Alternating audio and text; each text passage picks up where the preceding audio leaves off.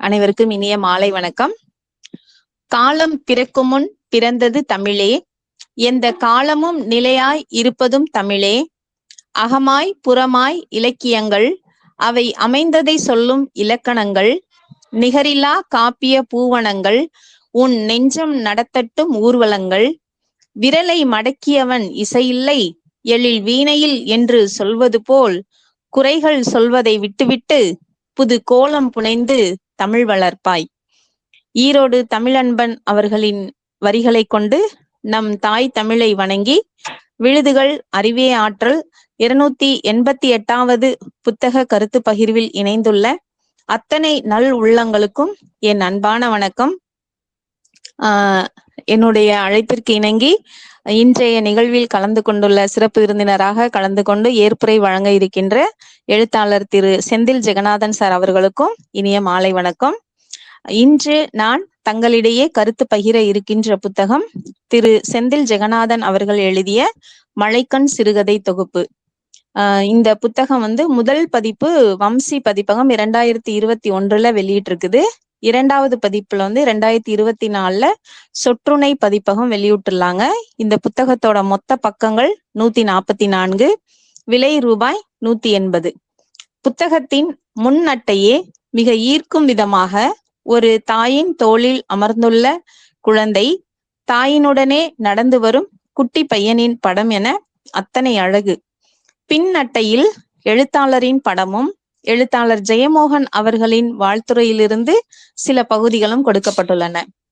எழுத்தாளர் செந்தில் ஜெகநாதன் அவர்கள் மயிலாடுதுறை மாவட்டம் பனம்பள்ளி கிராமத்தில் ரொம்ப சிறிய கிராமம், 42 குடும்பங்கள் இருக்கக்கூடிய ரொம்ப ஒரு சிறிய கிராமம்னு எழுத்தாளர் சொல்லியிருக்காங்க.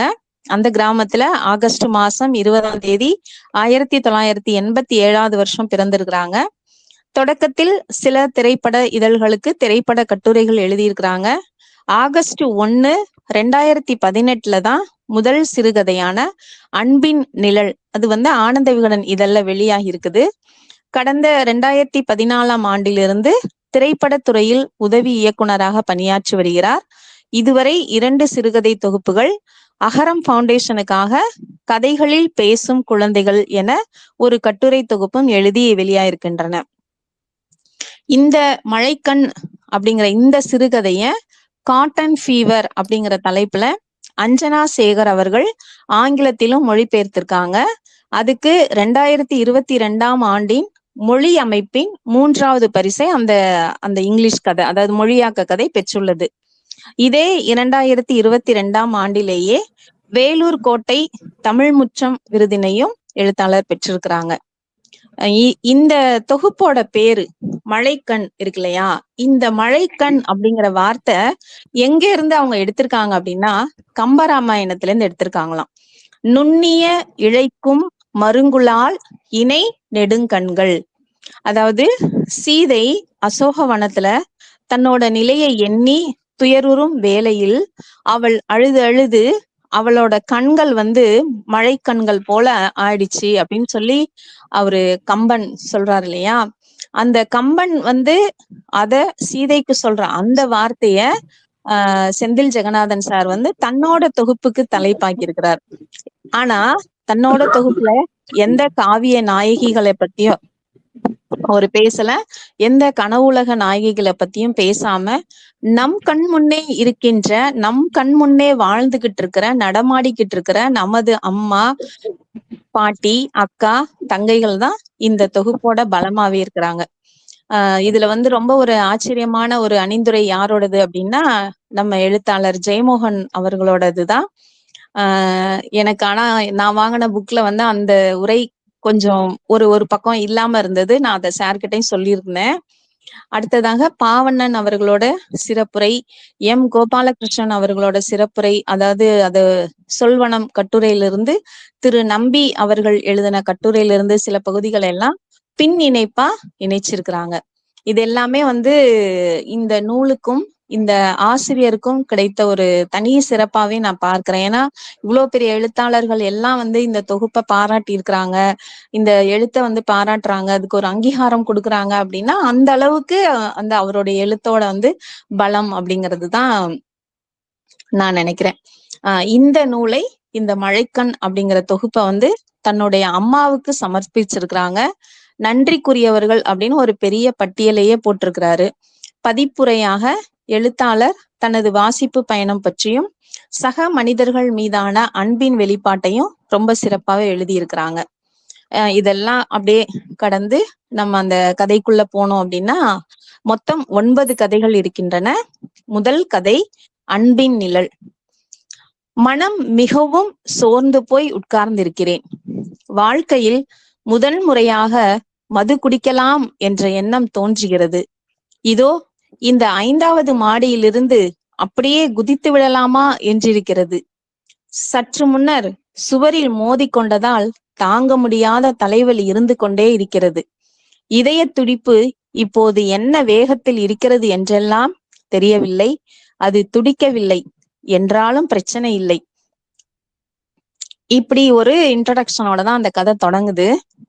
இப்போ நமக்கு என்ன, எப்படி, ஏன் தொடங்குது, என்ன இப்படி இதெல்லாம் சொன்னா அவங்களுக்கு என்ன பிரச்சனை அப்படின்னு சொல்லி பார்த்தோம் அப்படின்னா, அது ஒரு மருத்துவமனை.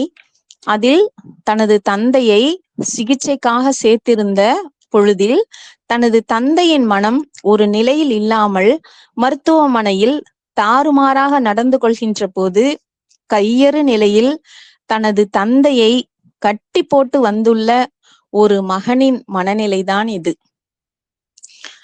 இன்றைய நம் சமூக சூழலில் பெற்ற பிள்ளைகளை பொத்தி பொத்தி வளர்க்கின்ற பெற்றோரை கடைசி காலத்தில் உடனிருந்து கவனிக்க முடியாத சூழலில்தான் நிறைய பிள்ளைகள் இருக்கிறார்கள். அது பணி நிமித்தமாகவோ, குடும்ப நெருக்கடி காரணமாகவோ, அயல் நாட்டில் இருப்பதாலோ ஏதோ ஒரு சூழலில் பிள்ளைகள் அந்நியப்பட்டுதான் போகிறார்கள். அப்படிப்பட்ட நிலையில் பெற்றோர் தன்னை வளர்த்த விதம் என எதையும் நினைவில் கொள்வதில்லை. தங்களின் பணிச்சூழல் மட்டுமே முக்கியமானதாக நினைக்கிறார்கள்.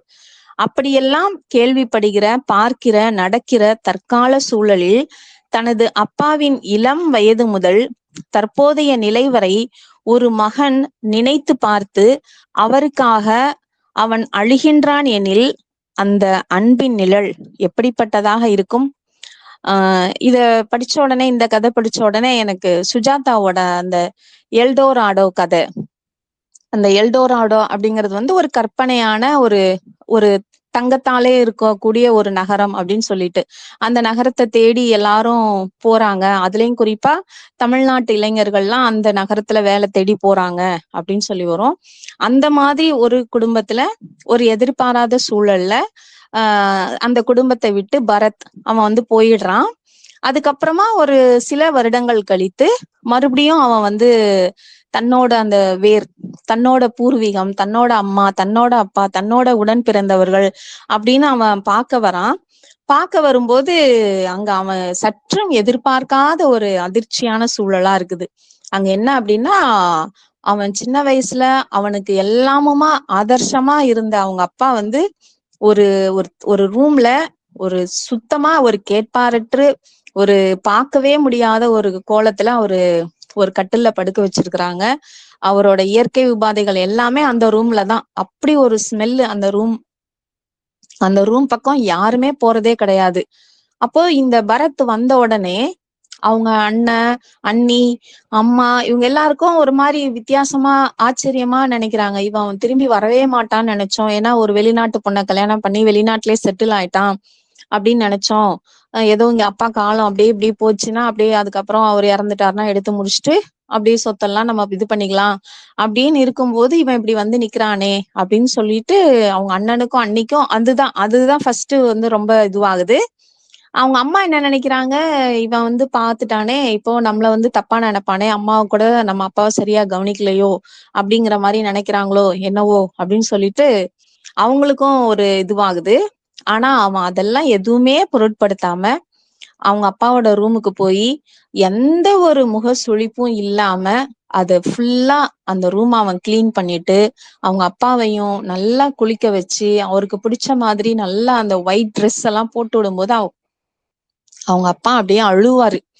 பரத் பரத்ன்னு அப்படியே கைய பிடிச்சி பேசிட்டு, அப்போ அவரு அதெல்லாம் சொல்லுவாரு. உங்க அம்மா கூட வரவே மாட்டேங்கிறாடா இந்த ரூமுக்கு, என்ன பாத்துக்கவே மாட்டேங்கிறா. என்னவோ ஏதோ என் காலம் எப்போ இருக்குமோன்னு இருந்தேன். உன்னதான் எப்படி பாப்பனோ நான் பார்க்க மாட்டேனோன்னு நினைச்சிட்டே இருந்தேன். ஆனா நல்ல வேளை நீ வந்துட்ட. என்ன வெளிய கூட்டிட்டு போறியா?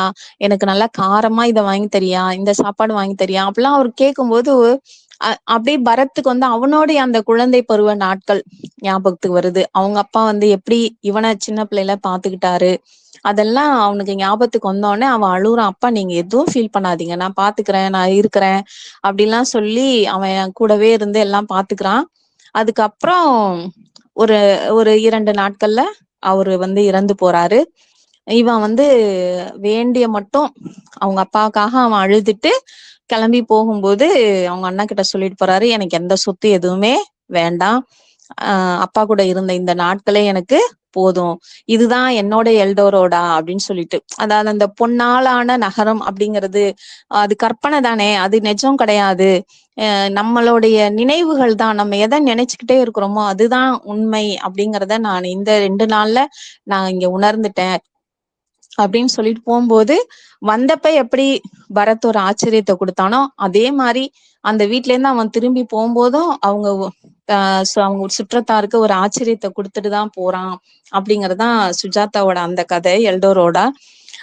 இந்த கதையையும், இந்த அன்பின் நிழல் கதையையும் அப்படியே ஒரு தராசுல வச்சு பார்க்கலாம் அப்படிங்கிற மாதிரி தான் எனக்கு தோணுச்சு. இத படிச்ச உடனே. இதுலயும் அவன் வந்து அப்பாவோட அன்புக்காக ஒரு நினைச்சு பார்க்கறான்.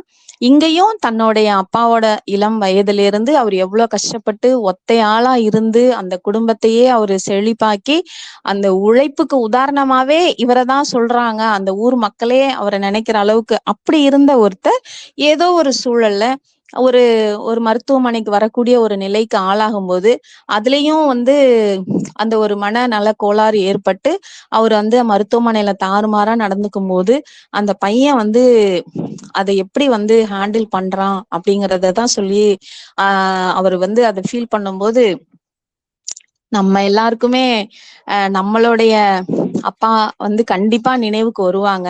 அந்த மாதிரிதான் ஒரு ஒரு நல்ல கதை தான் அந்த ஃபர்ஸ்ட் கதையே, அன்பின் நிழல் கதை.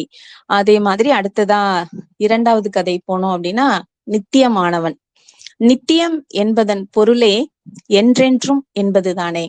அப்படியானால் என்றென்றுமாய் இருப்பவன் சண்முகம் என்கிற ஒரு துணை நடிகரின் வாழ்க்கை. இந்த சினிமா உலகம் என்பது வெறுமனே ஹீரோக்களாலும் ஹீரோயின்களாலும் மட்டும் நிறைவதில்லை. பெயரே தெரியாத எத்தனையோ துணை நடிகர்கள், நடிகைகள், உதவியாளர்கள் என அனைவராலும் தான் இயங்கிக் கொண்டிருக்கிறது. ஆனால் நாம் தான் நாயகனையும் நாயகியையும் மட்டும் பார்த்து ரசித்துக் கொண்டு இருக்கின்றோம். எத்தனை திரைப்படங்களில் இந்த உதவி இயக்குனர்களின் துயரங்கள், துணை நடிகர்கள் பற்றி எல்லாம் வந்துள்ளது. இந்த தாவணி கனவுகள், அழகிய தீயே, பிரம்மன்ங்கிற இந்த படம் எல்லாம் பார்த்தோம்னா அதுல எல்லாம் வந்து அவங்க ரொம்ப சிறப்பா அந்த நடிப்புலையும் இயக்கத்திலையும் அதை வெளிப்படுத்தி இருப்பாங்க. அப்படிப்பட்ட ஒரு துணை நடிகராக வாழ்கிற சண்முகம் இந்த படத்துடன் அவ்வளவுதான், நம்ம சொந்த ஊருக்கே போயிடலாம், குறைந்தபட்சம் குடும்பத்துடனாவது இருப்போம் என்று வாடகை ரூம் எல்லாம் காலி செய்து விட்டு அந்த அவருக்குன்னு ஒரு கொடுத்த ஒரு காட்சியை மட்டும் நடிச்சுட்டு போலாம் அப்படிங்கிற மாதிரி அந்த நடிக்கிறதுக்காக அங்க வராரு. அப்போ அந்த ஷூட்டிங் ஸ்பாட்ல அவருக்கு கிடைக்கிற அனுபவங்கள், மற்ற அந்த துணை நடிகர்களோட உரையாடல், அந்த காட்சியில அவர் வெளிப்படுத்துற அந்த நடிப்பு, இதெல்லாம் போகும்போது கடைசியா அவர் என்ன முடிவு எடுக்கிறாரு அப்படிங்கிறதுதான் அந்த நித்தியமானவன் கதை. அது அந்த சண்முகம் அப்படிங்கிற ஒரு ஒரு அதாவது அந்த சினிமா துறையால ஒரு துணை நடிகர், சாதாரண நடிகர், ஒரு ஒரு நிமிஷ காட்சிக்கு வந்துட்டு போற, ஒரு 2 நிமிஷ காட்சிக்கு வந்துட்டு போற ஒரு சாதாரண ஆளு அப்படின்னு நினைக்கிற ஒரு சண்முகம் எப்படி வந்து நித்தியமானவரா, எல்லாருக்கும் பிடிச்சவரா அந்த காட்சியில அவரு மாறுறாரு அப்படின்னு சொல்றதுதான் இந்த கதை. இந்த கதை படிக்கும்போது எனக்கு ஜமா படம் ஞாபகத்துக்கு வந்துச்சு. அந்த ஜமா படத்துலயும் அப்படிதான், உங்க பாரி இளவழகன் நடிச்சிருப்பார் இல்லையா, அந்த படத்துலயும் அவருக்கு வந்து நிறைய பெண் வேஷம், அந்த குறிப்பா குந்தி தேவி வேஷம் தான் கொடுத்துட்டே இருப்பாங்க இல்லையா அந்த ஹீரோவுக்கு. அவருடைய அந்த உடல் நடை, மொழி, அந்த பாவனை எல்லாமே கிட்டத்தட்ட ஒரு பெண் மாதிரியே இருக்கும் இல்லையா? இப்படி இருக்கிறவருக்கு வந்து ஒரு ஜமாவை வந்து ஏற்படுத்தணும், அதுக்கு தான் வந்து ஓனரா இருக்கணும் அப்படின்னு அவர் ஆசைப்படும் போது அங்க இருக்க மற்ற நடிகர்கள் எல்லாம் அவரை கிண்டல் பண்ணி சிரிப்பாங்க. நீ வந்து ஒரே ஒரு நாளைக்காவது அர்ஜுனனா வேஷம் கட்டி நடிச்சு காட்டு பாக்கலாம், அப்போ ஒத்துக்கிறோம் நீ வந்து ஒரு ஜமா நடத்துறதுக்கு தகுதியான ஆளுதான் அப்படிலாம் சொல்லி அவங்க சில பேர் வந்து நக்கலா கிண்டலா சொல்லுவாங்க. சில பேர் உண்மையிலே உனக்கு அப்படி ஒரு திறமை இருந்தா நீ அப்படிதான் வெளிப்படுத்தி தான் காட்டேன் அப்படின்னு அவரை தூண்டி விடுற மாதிரி சொல்லுவாங்க. அதெல்லாம் சொல்லி ஒரு கட்டத்துல அந்த படம் கிளைமேக்ஸ நோக்கி போய்கிட்டு இருக்கிற நேரத்துல அவருடைய அந்த அந்த விஸ்வரூபமான நடிப்புன்னு சொல்லுவோம் இல்லையா, அந்த அர்ஜுனனா அதாவது குந்தி தேவியா அவரு அழுது முடிச்சு அதுவே வந்து அங்க ரசிகர்களுக்கு வந்து ஒரு பெரிய நிறைவை கொடுத்திருக்கும் போது யாரும் எதிர்பார்க்காத அந்த கணத்துல அவரு அர்ஜுனனா அப்படி வந்து அப்படி அந்த வானத்துக்கும் பூமிக்கும் குதிக்கிற மாதிரி அவரு நிக்கிற அந்த காட்சி பார்க்கும்போது நமக்கு வந்து அப்படி அந்த அந்த ஒரு இடத்துலதான் அந்த படம் வந்து ஒரு பெரிய ஒரு கொண்டாடுற படமா எல்லாருக்கும் ரொம்ப பிடிச்ச ஒரு படமா மாறுச்சு அப்படிங்கிற மாதிரி நம்ம சொல்லலாம் இல்லையா? அதுதான். அப்போ கலைகளை உண்மையாகவும் உணர்வு பூர்வமாகவும் உயிராகவும் நேசிப்பவர்களுக்கு ஏது முடிவு? அவர்கள் என்றுமே நித்தியமானவர்கள் தான் என்பதை அழுத்தமாக சொல்கிறார் அந்த நித்தியமானவன் கதையில. அடுத்தது 3வது கதை. அந்த கதையோட தலைப்பு பாத்தீங்கன்னா எவ்வம். எவ்வம் அப்படின்னு சொன்ன உடனே என்ன பொருளா இருக்கும், இது புதுசா இருக்கே இந்த வார்த்தை, இது வரைக்கும் நம்ம கேள்விப்படலையே அப்படின்னு சொல்லிட்டு போய் ரெஃபர் பண்ணி பார்த்ததுல அது வந்து ரொம்ப வறுமை. எவ்வம் அப்படின்னா வறுமை அப்படிங்கிற ஒரு அர்த்தம் அப்படின்னு தெரிஞ்சுக்கிட்டேன். அப்போ இவருடைய அந்த தலைப்புகள் எல்லாமே பாத்தீங்கன்னா ரொம்ப ஒரு பொருள் நிறைஞ்சதா இருக்கு. இனி வரக்கூடிய தலைப்புகளும் அப்படி இருக்குமோ, அந்த மாதிரி ஒரு ஆர்வத்தை நமக்கு தூண்டுமோ அப்படிங்கிற மாதிரி ஒரு விஷயத்த இந்த 3வது தலைப்பே நமக்கு கொடுத்துருச்சு. பச்சை என்கிற ஒரு சிறுவன், சாதாரண சிறுவன், தெருவுல மற்ற பிள்ளைகளோட விளையாட ஏங்குற ஒரு எளிய சிறுவன். ஆனால் அவனுக்கு அப்படி ஒரு சூழல் வாய்க்கவே இல்லை என்பதுதான் துயரம். பச்சையின் அப்பா திரவியம் ஒரு லங்கர்கட்டை உருட்டும் சூதாட்ட வியாபாரி. நமக்கு இந்த லங்கர்கட்டை உருட்டுறதுனாலே பிதாமகன் படத்துல சூர்யா, லைலா, அந்த காமெடி கோஷ்டி எல்லாம் பண்றதெல்லாம் வரும். நம்ம அந்த படத்துல அதை வந்து காமெடியா கடந்து போயிடுவோம். ஹீரோ உருட்டுறாரு, ஹீரோயின் வைக்கிறாங்க, ஹீரோயினுக்கு ஜெயிக்குது, அதுக்கப்புறம் அவங்க போடுறது ஒண்ணு கூட அவங்களுக்கு ஜெயிக்கல, அவங்க தோத்து போறாங்க. அப்படிங்கும்போது நம்ம அதை காமெடியா கடந்து போறோம். ஆனா ஆனா அது நிஜமா ஆகும்போது ஒரு சூழல்ல அதுதான் ஒருத்தனுக்கு அது பொழப்பே அப்படிங்கும்போது அந்த திரவியம் உருட்டுகிற அத்தனையும் சூழ்ச்சி தந்திரமுமா தான் இருக்குது. அப்படிப்பட்ட ஒரு சூழல்ல வளர ஒரு சிறுவனால் என்ன விதமான எதிர்ப்பை காட்ட இயலும்? பச்சையின் அம்மா அங்காயியே வசைபாட மட்டும்தான் செய்கிறாள் என்னும் போது அந்த குழந்தைகள் என்ன செய்ய முடியும்? தனது குழந்தையையே தனது கேடயமாகவும் தனது ராசியாகவும் நினைத்து தவறான வழிக்கு இட்டு செல்கிற தந்தையின் மீது நமக்கு கோபமும் வெறுப்பும் தான் வரும். ஆனாலும் அப்பா என்பதால் பச்சை பொறுத்து கொள்கிறான். இருந்தாலும் அவனும் மனிதன் தானே, அவனுக்குள்ளும் உணர்வுகள் பெருகதானே செய்யும். அப்படி ஒரு நாளில் அவன் எடுக்கிற முடிவுதான் எவ்வம் சிறுகதை. இதுதான் அந்த ஒரு வறுமையான சூழல்ல இருக்கிற பையன். அவனுக்கும் வந்து கிரிக்கெட் பால் நல்லா விளையாடுற பையன், அவனை ஈஸியா அவுட்டே ஆக்க முடியலன்னு மத்த பசங்க எல்லாம் திணற மாதிரி ஒரு அபாரமான திறமை உள்ள பையன். ஆனா தன்னோட அப்பாவால அந்த வெறுமன ஒரு லங்கர் கட்ட உருட்டுற பையனாவும், அந்த லங்கர் கட்டை உருட்டிட்டு இருக்கும்போது போலீஸ் வந்தா அந்த போலீஸ் கிட்ட இருந்து எப்படி வந்து தன்னை காப்பாத்திக்கணும் அப்படின்னு நினைக்கிற ஒரு பையனாவும், அதையே அந்த பையனையே தன்னோடைய கேடயமா நினைக்கிற ஒரு அப்பாவா அப்படி அந்த கதை அப்படி போகும்போது நமக்கு ரொம்ப கஷ்டமா இருக்கும். இந்த மாதிரி எத்தனை குழந்தைகள் வந்து இப்படி வீணாயிக்கிட்டு இருக்காங்களோ, எத்தனை குழந்தைகள் இந்த மாதிரி தங்களோட திறமைகளை வெளி உலகத்துக்கு காட்டாமலே இருக்கிறாங்களோ அப்படிங்கிற ஒரு சூழல் வந்து கண்டிப்பா நம்ம எல்லாருக்குமே நினைவுக்கு வரும். அதுதான் இந்த 3வது சிறுகதை. 4வது கதை முத்தத்திற்கு. தலைப்பை படிச்ச உடனே நமக்கு சற்று கூச்சமோ வெக்கமோ வரும். ஏன்னா இந்த சமூகத்துல இன்னும் முத்தம், அணைப்பு அப்படிங்கறது எல்லாமே கெட்ட வார்த்தை தானே. மகள்களை பெற்ற அப்பாக்களுக்கு தான் தெரியும் முத்தம் காமத்தில் சேராது என்று தங்க மீன்கள் படத்திற்காக இயக்குனர் ராம் சொல்லுவாரு. அதேதான் மகன்களை பெற்ற அம்மாக்களுக்கும் என்பது இன்னும் பரவலா வரல அப்படிங்கிறது கொஞ்சம் கஷ்டமான ஒரு விஷயம் தானே. நாம் பெற்ற பிள்ளைகளுக்கு முத்தம் தருவதிலேயே நமக்கு இத்தனை தயக்கம் இருக்கிறது எனில், காதலன் காதலி முத்தம் பெறுவது கொடுப்பது என்பது மிகப்பெரிய தீய செயல் தானே நம் சமூகத்தில்.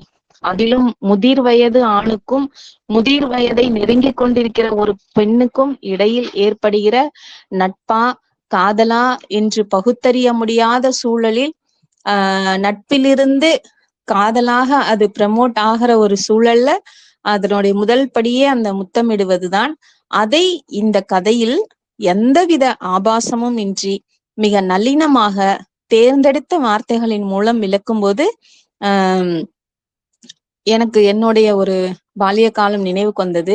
இன்றைய 2K கிட்ஸ் ஒரு வகையில அதிர்ஷ்டசாலிகள் தான். அப்பாவை தொட்டு பேசுறது, தோளோட தோல் அணைச்சுக்கிறது, கட்டி அணைக்கிறாங்க.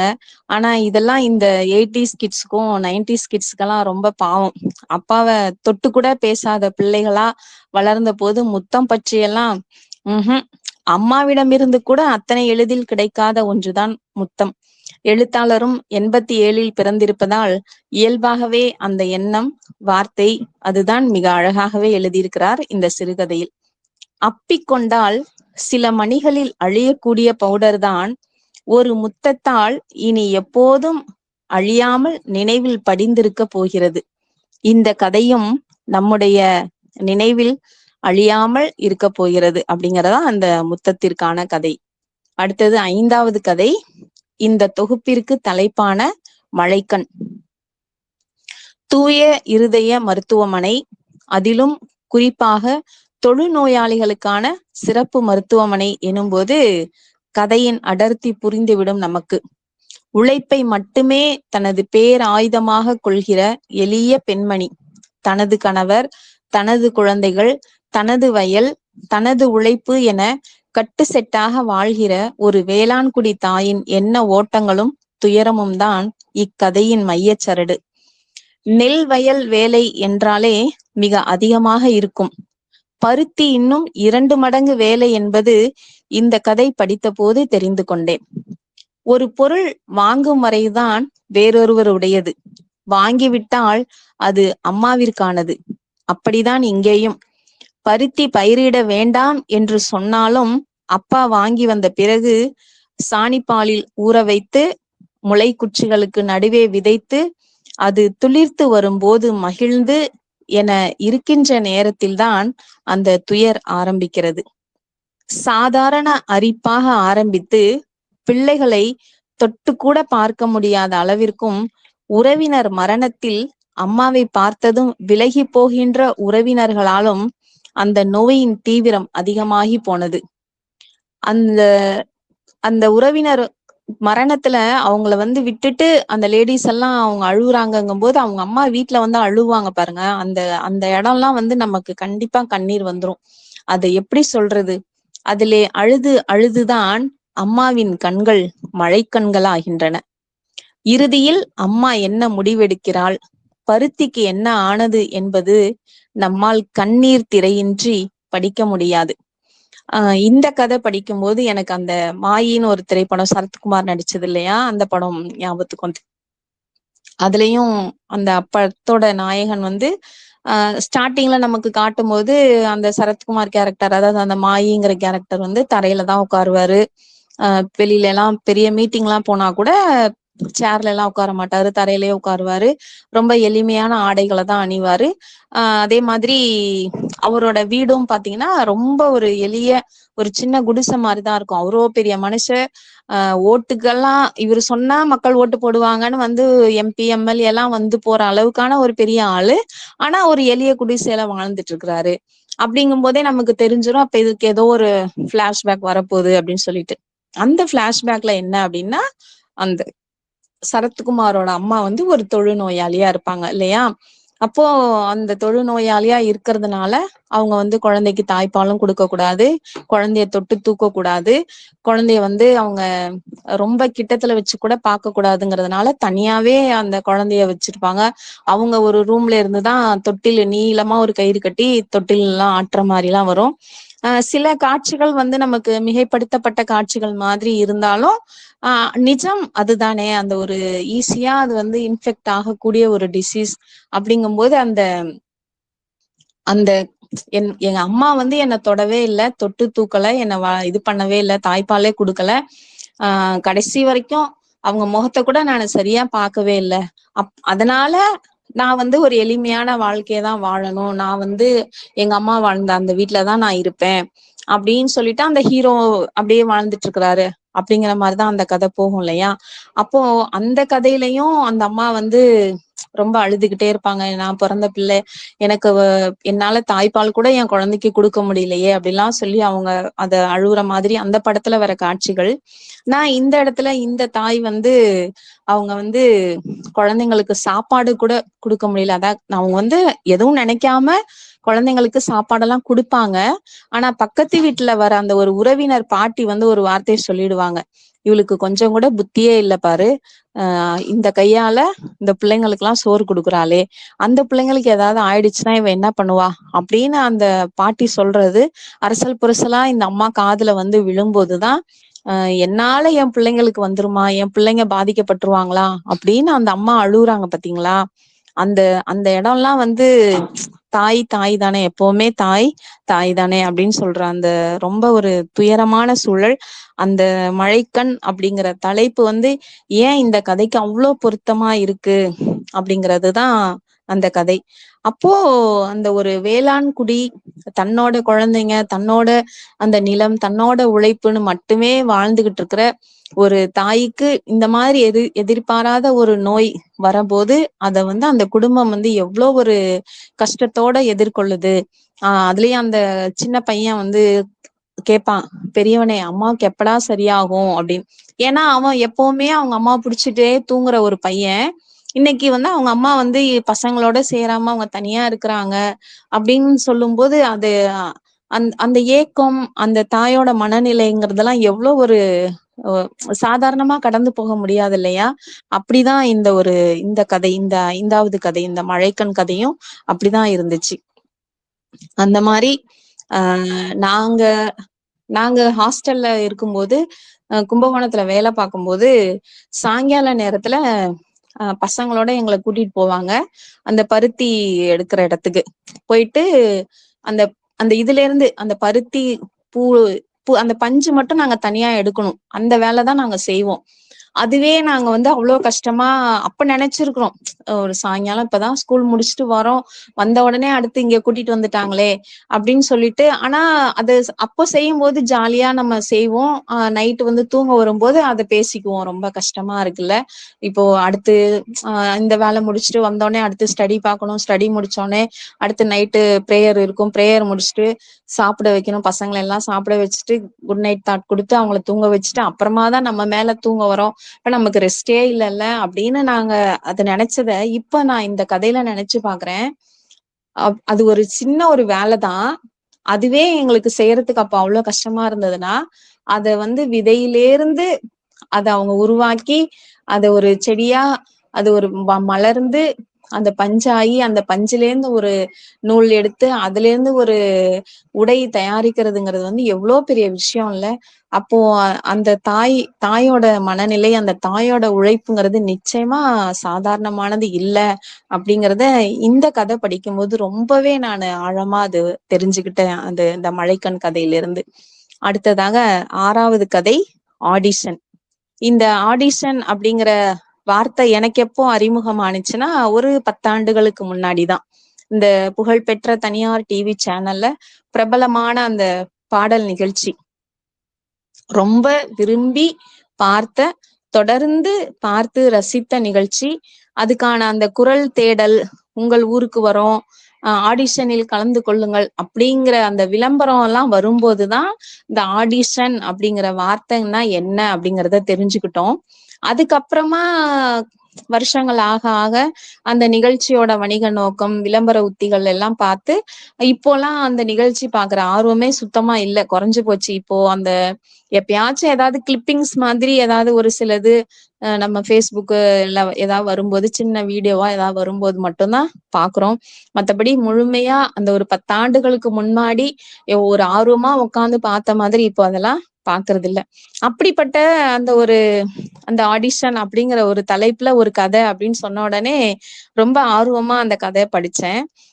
அது வந்து என்ன அப்படின்னா, அந்த கதையில எதுக்காக ஆடிஷன் நடக்குது அப்படின்னா, ஒரு குழந்தை நட்சத்திரத்துக்கான ஒரு தேர்வா அந்த கதை.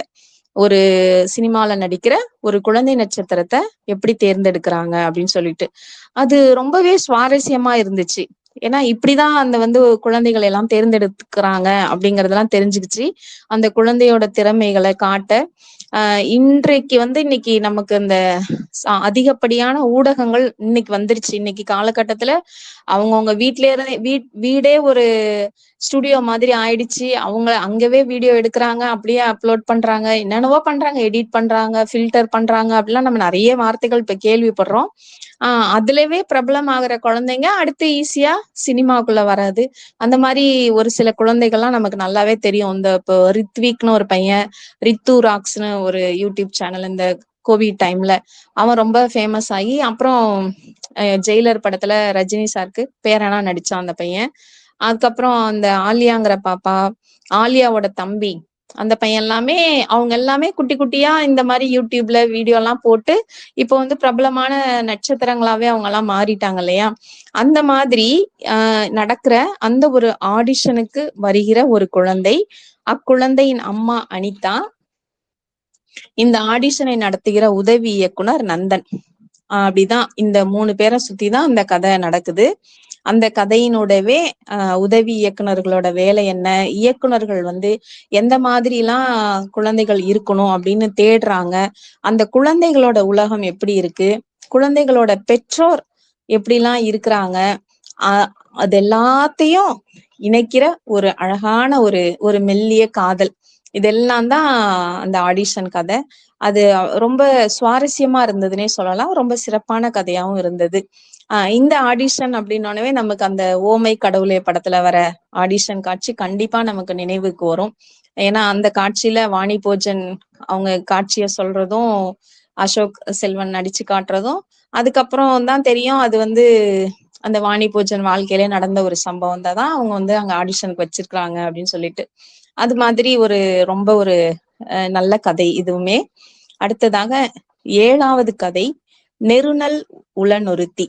நெருநல் உளனொருத்தி அப்படின்னு இந்த தலைப்பை படிச்ச உடனேவே கண்டிப்பா நமக்கு வந்து நெருநல் உளனொருவன் இன்றில்லை என்னும் பெருமை உடைத்து இவ்வுலகு அப்படிங்கிற அந்த திருக்குறள் தான் நமக்கு ஞாபகம் வரும். கண்டிப்பா வரும். ஏன்னா அந்த நெருநல் உளனொருத்தி அப்படிங்கிறது வந்து அந்த நெருநல் அப்படிங்கிறது வந்து திருக்குறள்ல நம்ம கேள்விப்பட்டிருக்கோம் இல்லையா?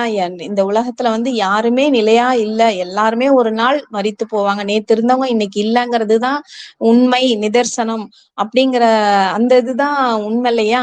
அப்போ அதை ஒட்டி ஒரு கதை எழுதியிருக்காங்க. அப்போ இந்த தலைப்பை வந்து இந்த திருக்குறள்ல இருந்து தான் எடுத்திருக்காங்க அப்படிங்கும்போது என்ன மாதிரி இருக்கும் இந்த கதை அப்படின்னு சொல்லி அந்த தலைப்புலயே நமக்கு வந்து ரொம்ப ஒரு ஆர்வத்தை தூண்டுறாங்க. நான் ஏற்கனவே சொன்னது போலவே இவரோட தலைப்புகள் எல்லாமே ரொம்ப பிரமாதமா இருக்குன்னே சொல்லலாம். ஒவ்வொரு தலைப்பும் அவங்க வந்து தேர்ந்தெடுத்து ரொம்ப அதுக்காக மெனக்கட்டு வச்சிருக்கிறாங்க அப்படின்னு தெரிஞ்சிச்சு. அந்த கதை படிக்கும்போது அந்த தலைப்பு படிக்கும்போது ரொம்ப ஒரு மாதிரி நமக்கு ஆனந்தமா, இவ்வளவு அழகான தமிழ்ல தலைப்பெல்லாம் வைக்கிறது ரொம்ப நல்ல விஷயம் அப்படின்னு சொல்லிட்டு இருந்துச்சு. அந்த தலைப்பை ஒட்டி என்ன மாதிரியான கதை இருக்கும் அப்படிங்கிற ஆர்வத்தையும் தூண்டி நம்ம அந்த கதைக்குள்ள போனோம் அப்படின்னா, ராமஜெயம் பூங்கொடி தம்பதிகள் அவங்க 3வது பிரசவத்துக்கு பூங்கொடி போறாங்க. பூங்கொடி வந்து ஆஹ் அப்போ ஆட்சிக்கு தகவல் சொல்றேன் அப்படின்னு ராமஜெயம் சொல்றாரு. அந்த ஆட்சி அப்படிங்கிற வார்த்தை பார்த்த உடனே நான் என்ன நினைச்சேன் அப்படின்னா, பாட்டி அப்படின்னு தான் நினைச்சேன். ஏன்னா எங்க ஊர் பக்கம்லாம் வந்து அம்மாச்சி ஆச்சி அப்படின்னு தான் நம்ம சொல்லுவோம். அப்படிதான் அப்படின்னு நினைச்சிட்டு இருக்கும்போது ஆச்சி பூங்கொடியை பார்த்து அண்ணி அப்படின்னு அழைக்கிறாங்க. அப்போ என்னடா இது, ஆச்சிக்கு தகவல் சொல்லிட்டேன்னு சொல்றாங்க, ஆனா அவங்க வந்து பூங்கொடியை பார்த்து அண்ணின்னு சொல்றாங்களே அப்படின்னு சொல்லிட்டு நம்ம தான் தப்பா புரிஞ்சுட்டோமா அப்படின்னு மறுபடியும் போய் முதல் வரியில இருந்து அந்த கதையை படிச்சா அதுக்கப்புறமா தான் தெரியுது ஆச்சி அப்படிங்கிறது வந்து செல்லமா தங்கையை கூட குறிக்கலாம், நமக்கு கீழே இருக்க உடன் பிறந்த தங்கச்சியையும் நம்ம செல்லமா ஆச்சின்னு சொல்லலாம் அப்படிங்கறத தெரிஞ்சுக்கிட்டேன். எங்க ஊர் பக்கம் வந்து பாத்தீங்கன்னா பெண் பிள்ளைகளை செல்லமா ஆயி ஆயிமா அப்படின்லாம் கூப்பிடுவாங்க. அதுல எங்க அம்மா என்ன ரொம்ப ஸ்பெஷலா தங்கம்மா செல்லம்மா இப்படிதான் கூப்பிடுவாங்களே. அந்த மாதிரி ஒரு ஆச்சியா ஒரு தங்கச்சியா யாரு இருக்காங்கன்னா வேணி. திருமணமாகி 10 வருடங்கள் ஆகியும் குழந்தை இல்லாமல் இருப்பது எத்தனை இழிவாக பார்க்கப்படும் இந்த சமூகத்துல. குழந்தை இல்லாம இருக்கிறதுங்கிறது வந்து ஒரு பெண்ணுக்கு வந்து அது ஒரு தீரா துயரம் இல்லையா? அது அது எந்த வார்த்தைகளாலையும் சொல்லவே முடியாது. அவங்க அனுபவிக்கிற துயரம் அவங்களுக்கு மட்டும்தான் தெரியுங்கிற மாதிரி. இப்போ இந்த இந்த மாதிரி அந்த குழந்தை இல்லாத சூழல்ல அந்த பெண்களோட மனநிலை எப்படி இருக்கும், அவங்க என்ன மாதிரி ஆவாங்கன்னு சொல்லிட்டு தற்பொழுது இந்த 2026ஆம் ஆண்டிற்கான திருச்சி மணப்பாறையில வழங்கக்கூடிய அந்த சௌமா இலக்கிய விருதினை பெற்றிருக்கிற திரு லகரன் சார் வந்து அவருடைய சிறுகதை தொகுப்புல அந்த ஓர் இரவு ஓர் உலகம் ஒரு பெண் தொகுப்புல வந்து நீர்க்கட்டிங்கிற கதையில அவர் சொல்லியிருப்பார். அது அவ்வளோ ஒரு துயரமான ஒரு சூழல்ல அந்த கதை போகும். அந்த அந்த இடமும் இங்க நமக்கு ஞாபகம் வரும். அந்த பெண் அந்த வேணி வந்து திருமணமாகி 10 வருஷம் குழந்தை இல்லாம இருக்கிறா. பாத்துக்கிற சொந்தக்காரவங்க எல்லாம் என்ன மாதிரி பேசுறாங்க. அப்ப அது ஒரு கூட பிறந்த அண்ணனா அவருக்கு அது எவ்வளவு துயரத்தை தருது. அந்த மாதிரி இருக்கிற அந்த ஒரு சூழல்ல தான் அந்த குழந்தை இல்லாத பெண்களுக்கு அந்த நடக்கிற அந்த புறக்கணிப்புகள் அந்த கொடுமை இதெல்லாம் இந்த 21ஆம் நூற்றாண்டுலயும் நம்ம பேசிட்டு இருக்கிறோங்கிறது வந்து உண்மையாலே ஒரு வேதனையான ஒரு விஷயம்தான். அப்போ அவன் வந்து அவன் ஒய்ஃபோட கலந்து பேசி பூங்கொடி கிட்ட கலந்து பேசி என்ன முடிவு எடுக்கிறாங்க அப்படின்னா தனக்கு பிறக்கிற அந்த 3வது குழந்தையே தத்து கொடுக்கணும் அப்படிங்கறதுதான். அந்த மாதிரி ராமஜெயம் தங்கைக்கும் தங்கை கணவருக்கும் அது ரொம்ப சந்தோஷமான ஒரு விஷயம். ஏன்னா யாரோ தெரியாத ஒரு குழந்தைய நம்ம தத்தெடுத்து வளர்க்கறத விட நம்ம அண்ணன் குழந்தைய வளர்க்கலாமே, அது இன்னும் நம்ம ரத்த சம்பந்தம் இல்லையா அப்படின்னு வேணிக்கு அது ரொம்ப ஒரு கூடுதலான சந்தோஷம்தான். ஆனா பூங்கொடி அவ தாய் இல்லையா, அவளுக்கு தானே தெரியும் அவ சுமந்து பெற்ற அந்த வலி. அது 3வது குழந்தையா இருந்தேன்னா 4வது குழந்தையா இருந்தேன்னா என்ன எத்தனையாதான் இருந்தாலும் அது அவளோட குழந்தை. அப்ப அவ அந்த தத்து தரதுலையும் தத்து கொடுக்கறதுலயும் கணவன் விரும்பிட்டான் தன்னோட தங்கச்சிக்கு கொடுக்கணும்னு அப்படின்னு மனசுக்குள்ள அவளுக்கு வர அந்த குமைச்சல், அவளுக்குள்ள வர அந்த தவிப்பு அதெல்லாம் வந்து இருந்தாலும் தன்னுடைய கணவனின் விருப்பமாக இருக்கிறதுனால அந்த தான் பெற்ற அந்த செல்வத்தை அப்படியே அவங்களுக்கு வந்து கொடுத்துடுறாங்க, தத்து கொடுத்துடுறாங்க. வேணி வந்து அந்த குழந்தைய அவ்வளோ சந்தோஷமா வாங்கிட்டு அவளும் அதை நல்லா வச்சிட்டு இருக்கிறா. இப்படி ஒரு நல்ல ஒரு இயல்பா ஸ்மூத்தா போய்கிட்டு இருக்க அந்த சூழல்ல அப்பப்ப பூங்கொடிக்கும் வேணிக்கும் சில சில உரசல்கள் அந்த குழந்தைய வச்சு வந்தாலும் எதிர்பாராத ஒரு தருணத்துல அந்த கதை எப்படி மாறுது அப்படின்னா ராமஜெயம் இறந்து போறாரு. அப்போ அந்த வேணியோடையும் நிலைமையும் பூங்கொடியோட நிலைமையும் என்ன ஆகுறது அப்படிங்கிறதுதான் அந்த மீதி கதை.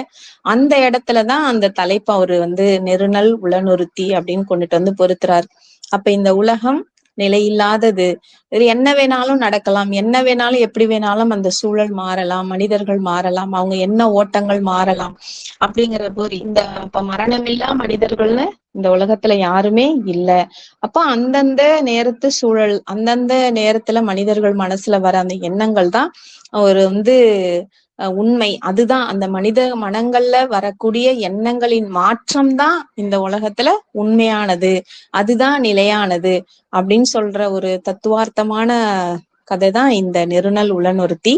இந்த 8வது கதை காகலம். இந்த தலைப்புக்கும் நான் அர்த்தம் தேடினேன். காகலம்னா என்ன அப்படின்னு சொல்லிட்டு அது பார்த்தா கிளாரினட் இசைக்கருவி அப்படின்னு வந்தது. கிளாரினட் அப்படின்னு சொன்ன உடனே நமக்கு நம்மளுடைய திருவிழா காலங்கள்லாம் ஞாபகத்துக்கு வரும். இன்றைய திருவிழாக்களையும் சுப நிகழ்வுகளையும் அண்டை மாநிலத்தோட செண்டை வாத்தியம் வந்து கைப்பற்றிடுச்சு.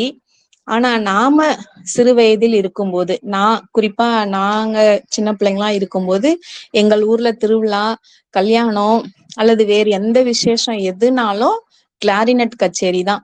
அவங்க எல்லாரும் ஒண்ணு போல அந்த யூனிஃபார்ம் ட்ரெஸ்ன்னு சொல்லுவாங்க இல்லையா, அது போல உடை அணிஞ்சிட்டு அவங்க தெருவுக்குள்ள வராங்கங்கிறதே ஒரு சந்தோஷமா இருக்கும். அப்படியே குடுகுடுன்னு ஓடி போய் நம்ம பார்ப்போம். அவங்க எல்லாரும் அவங்களுடைய வாத்தியங்கள்லாம் எடுத்து வச்சு அப்படியே ஆரம்பிப்பாங்க.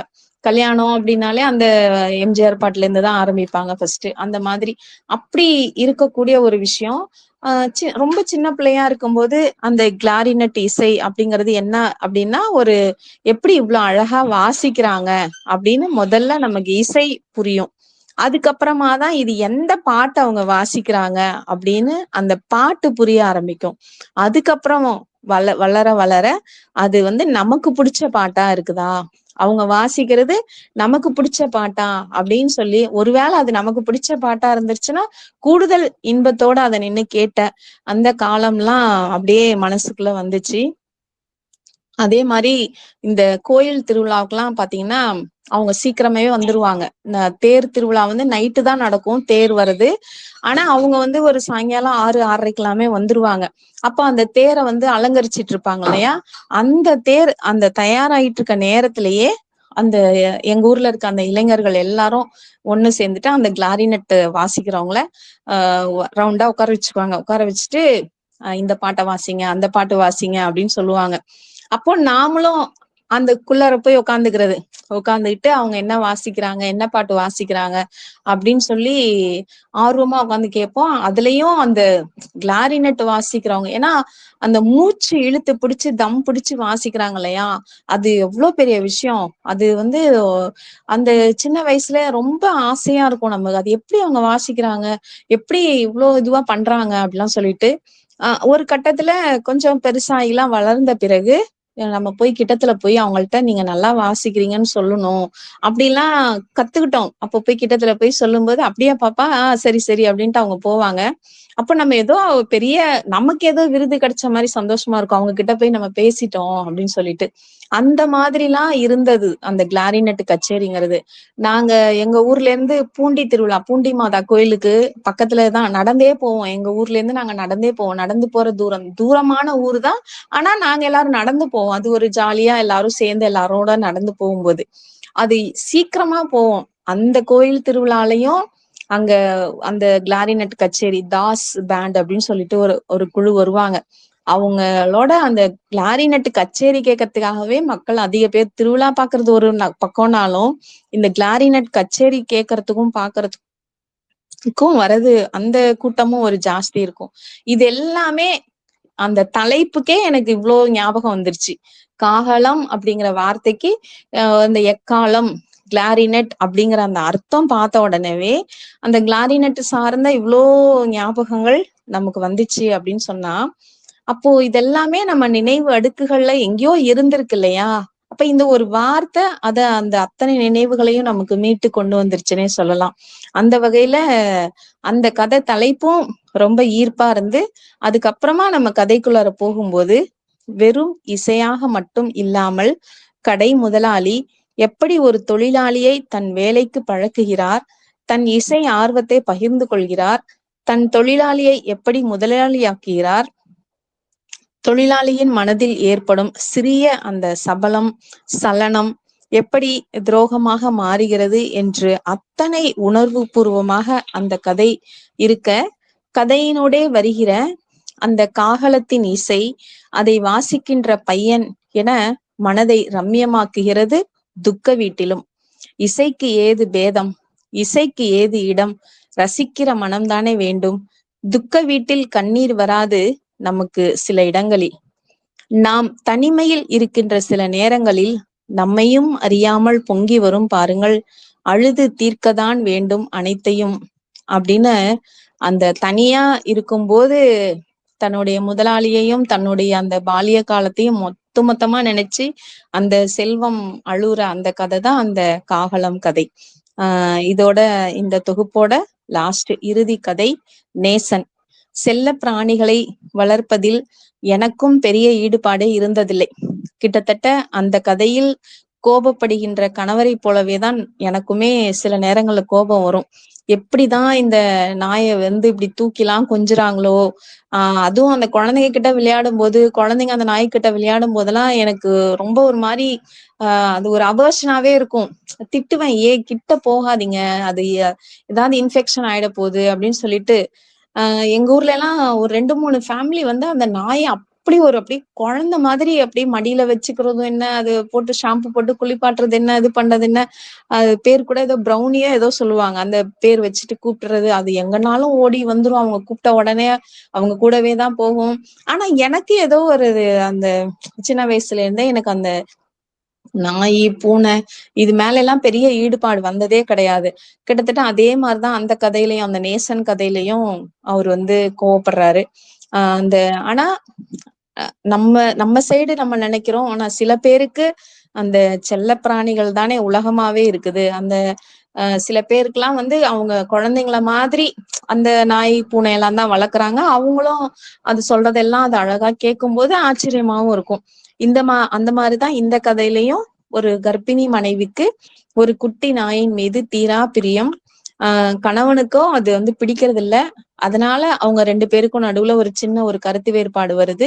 அப்புறம் அந்த கருத்து வேறுபாடு எப்படி சரியாகுது அப்படிங்கறதுதான் இந்த நேசன் கதை. எனக்கு இந்த நேசன் கதை படிக்கும்போது நாய் பத்தி படிச்ச உடனே எழுத்தாளர் கிருத்திகா எழுதின நாய் சார் அப்படிங்கிற ஒரு கதை இந்த இடத்துல ஞாபகத்துக்கு வந்துச்சு. அந்த கதை என்னன்னா, எப்பவுமே அவரோட இருக்கும். அந்த நாய் வந்து அவர் கூடவே போகும், அவர் கூடவே வரும். அவர் ஆபீஸ்க்கு போகும்போது கூட போயிட்டு ஆபீஸ் வரைக்கும் விட்டுட்டு திரும்பி வீட்டுக்கு வரும். சாயங்காலம் கரெக்டா ஆபீஸ் கிட்ட போயிடும். மறுபடியும் அவரு வேலை விட்டு வரும்போது வரும். கடைசியில அந்த அந்த அபார்ட்மெண்ட் வாசிகள் எல்லாமே அவரை என்னன்னே சொல்ல ஆரம்பிச்சிருவாங்கன்னா, நாய் சார்னே கூப்பிட ஆரம்பிச்சிருவாங்க. அவரை நாய் சார்னே சொல்லி கடைசியில அவரு இறந்து போகும்போது அந்த நாய் தான் அவர் பக்கத்துல நின்னு அழுதுகிட்டு இருக்கும்.